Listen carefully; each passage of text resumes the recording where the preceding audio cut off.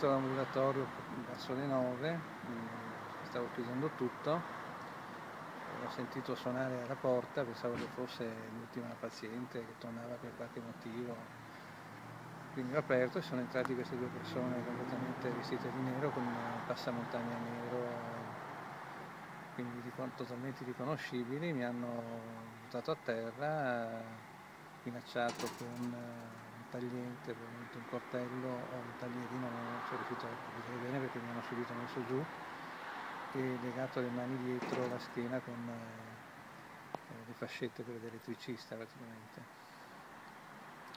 Ha chiesto che volevano soldi, sto fermo avete colpo, eccetera. E Dialetto. sì, quindi sicuramente non, insomma, qui della zona, sono anziani. Poi è intervenuta anche sua moglie. Poi è arrivata mia moglie che ha sentito evidentemente trambustolo, eccetera, hanno preso anche lei, messa giù, stesso trattamento, cioè legata con le mani dietro la schiena e hanno girato per l'ambulatorio, sono andati in casa in gran fretta e poi insomma ci hanno lasciato là a terra, chiuso la porta e non erano dentro. E poi abbiamo chiamato 112 e sono venute le forze dell'ordine. Siete riusciti a liberarvi?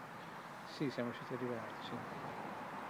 Non vi hanno usato violenza? Ma allora questa persona che mi minacciava con questo tagliente me lo teneva alla gola, io nella colluttazione mi sono spostato perché non mi ferisse alla gola e mi ha un attimo ferito il mento, cioè, niente di. Fortunatamente poteva andare molto peggio.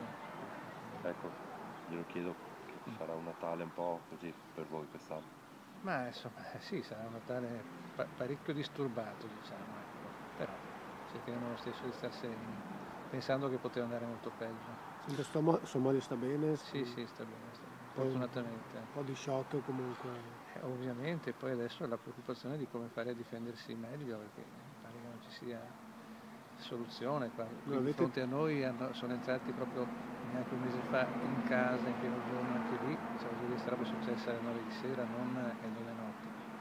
E qui lo stesso alle 5-6 di pomeriggio sono andati in casa con la signora dentro, con 2 bambini, tutto uno.